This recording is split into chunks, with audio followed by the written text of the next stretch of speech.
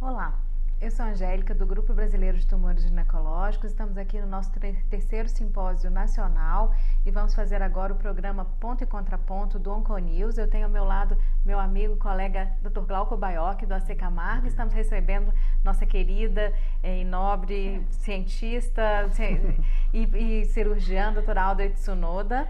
Hoje a gente vai falar sobre câncer do colo do útero, sobre os avanços e retrocessos da cirurgia minimamente invasiva. O câncer do colo do útero segue sendo um problema de saúde pública no Brasil, são 17 mil casos por ano. As nossas pacientes são diagnosticadas com doença localmente avançada ou avançada na maioria das vezes, mas existem pacientes com doença inicial e aí é onde a gente começa com a cirurgia. E eu gostaria de ouvir da doutora Audrey o que tem de novidades, né? Quais são as ponderações sobre esse momento que a gente tem com os novos estudos da cirurgia minimamente invasiva em câncer do colo do útero. Inicialmente, muito obrigada pela oportunidade, né? Mas ao passo que a gente teve vários avanços em termos de minimamente invasiva para várias doenças, tanto ginecológicas quanto não ginecológicas, e inclusive em oncologia, na ginecologia, muitos benefícios potenciais beneficiaram muitas mulheres ao longo desse tempo, né? Dessas últimas 3 décadas, vamos dizer, 2 décadas e meia. Isso inclui preservação de fertilidade, com vários resultados interessantes, e novos estudos em andamento com preservação de fertilidade, cirurgias cada vez menos radicais e menos mórbidas. Porém, todos nós fomos surpresos por um resultado de um estudo que era muito esperado e que foi muito cultivado por nós brasileiros e membros da América Latina. Porque nós fizemos parte de um grande estudo multicêntrico, randomizado, prospectivo, que se chamou LAC Trial. Nesse estudo, as mulheres com câncer de colo inicial foram randomizadas em 2 grupos. Um grupo, cirurgia minimamente invasiva, robótica ou videolaparoscópica, e o outro grupo, cirurgia aberta. Bem, esse estudo foi interessantíssimo porque ao longo de alguns anos, de 10 a 12 anos de recrutamento, essas mulheres sofreram, vamos dizer, foram submetidas ao melhor tratamento da atualidade. A cirurgia aberta laparotômica obteve resultados nunca vistos previamente. Então, a sobrevida em 3 anos nesse estudo foi de 99%. Então, as pacientes com estádio 1, né, tumor visível, 1 a 2, 1 a 1 com invasão linfovascular até 1B1, 4 centímetros, antigo, né, estadiamento FIGO antigo, essas tiveram um benefício muito grande. Por outro lado, infelizmente, as pacientes do grupo da cirurgia minimamente invasiva, elas foram um pouco pior. Elas foram parecidas, né, o grupo de pacientes foi parecido com aquele resultado que a gente já esperava na literatura, que era o prévio, quando as pacientes eram menos selecionadas para cirurgia, né, e que a sobrevida média aí variava em torno de 90% a 95%. Então, os resultados foram um pouco diferentes do que a gente esperava, e aí foram abertas várias discussões a respeito disso, né, posteriormente. Doutora Audrey, em relação ao próprio estudo, se discute muito, lógico, tem uma qualidade muito grande, foi uma honra, né, o grupo brasileiro, alguns centros no Brasil terem participado desse estudo, e se discute o motivo, né, ninguém sabe ainda o porquê, né, se discute abertamente, não existe um motivo para a pior sobrevida desses pacientes. Na tua opinião, e lógico, como especialista, qual é a tua opinião? Por que foi tão diferente a laparoscopia como comparado à cirurgia aberta? Bem, nesse estudo, foram 33 centros que recrutaram pacientes, sendo que 14 centros foram centros com maior volume de pacientes. Dentre esses centros, 4 tiveram maior número de recaídas. Não há diferença entre os centros de estatística, porque o estudo não foi desenhado para isso, óbvio.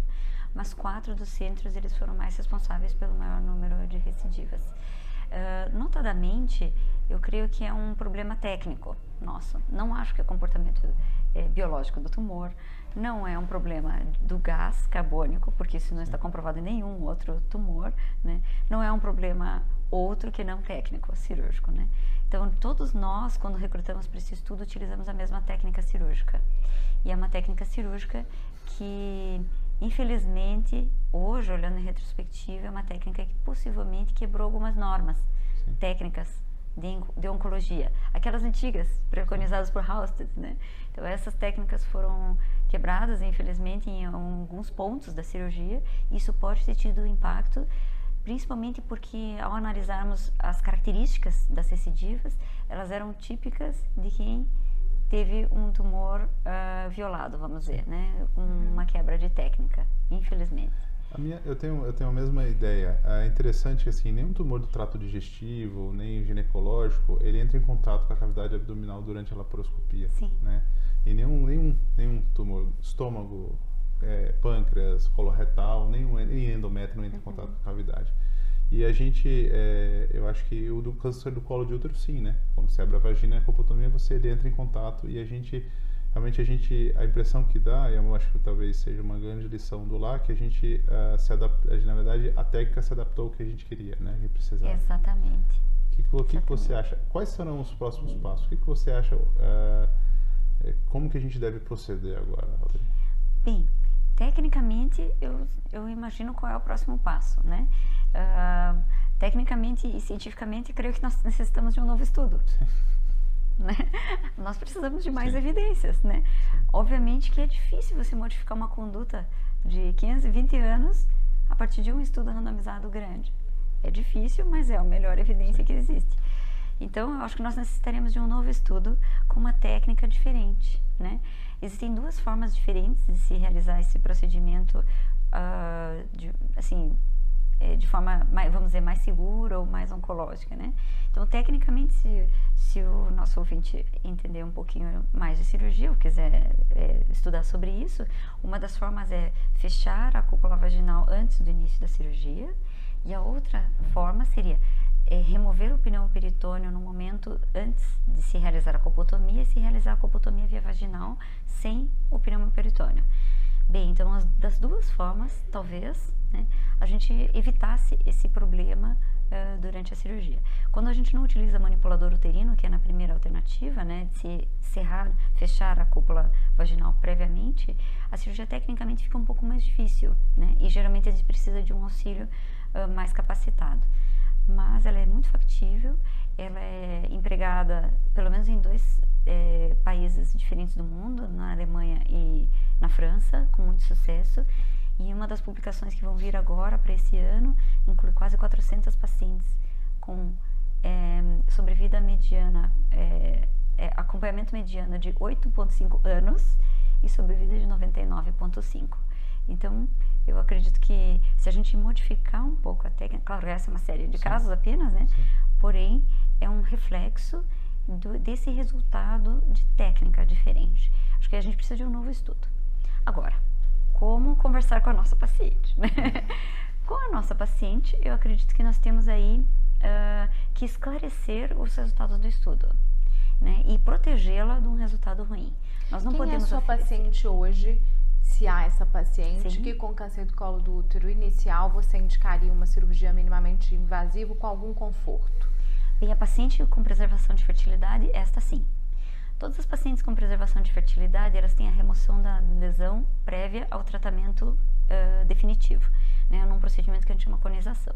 Então, como a gente remove a lesão completa, geralmente com margens negativas, ela no momento da cirurgia não tem lesão. Então, não incorre nesse risco. E todas as séries de cirurgia preservadora de fertilidade foram muito positivas. Os resultados são comparáveis aos do LAC. Então, assim, para nós, muita segurança nessa paciente. A paciente que vai para a cirurgia radical, esta nós temos que esclarecer, né, a respeito dos resultados do estudo e o que a gente pode fazer para protegê-la tecnicamente, né, desse risco. Então, uma delas é remoção da lesão, a outra é modificação técnica da cirurgia e realmente expor a ela que esse resultado existiu e o que ela prefere, na verdade. Então, ela deve ter ciência dos 2 resultados, né?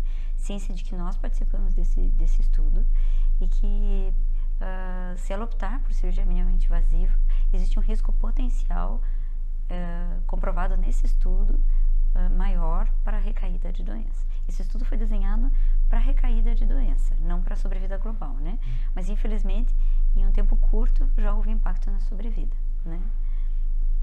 Bom, eu acho que esse é um momento de reflexão mesmo, e a incorporação tecnológica, ela não necessariamente traz avanço. Eu vejo essa discussão nossa com 2 pontos. Uma perspectiva de reestudar, de analisar os erros, aprender com eles e fazer novos estudos tentando corrigir.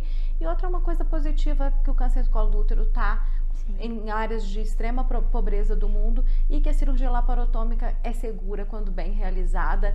E isso não deixa de ser um dado positivo, que uma paciente bem operada sem uma tecnologia, ela pode ter quase 100% de chance de cura. Isso também não é um dado ruim, se a gente levar por esse lado. Eu acho que o estudo lá, que ele nos trouxe uma nova visão da oncologia. Eu acho que nos trouxe uma realidade que a gente, que na oncologia e na medicina, que nem tudo que a gente imagina que é melhor realmente para o paciente, né? Então eu acho que o que é mais interessante do estudo é que ele vinha para provar o contrário, ele vinha para provar que a laparoscopia, a cirurgia minimamente invasiva, era igual, né, ou não inferior, na verdade, do que a cirurgia aberta. E ele encontrou ao contrário, né? Então isso eu acho que é uma grande lição para a gente, do ponto de vista até da oncologia e da cirurgia oncológica. É isso aí. O tempo, os estudos são senhores da história, né? Muito obrigada pela atenção de vocês e até uma próxima.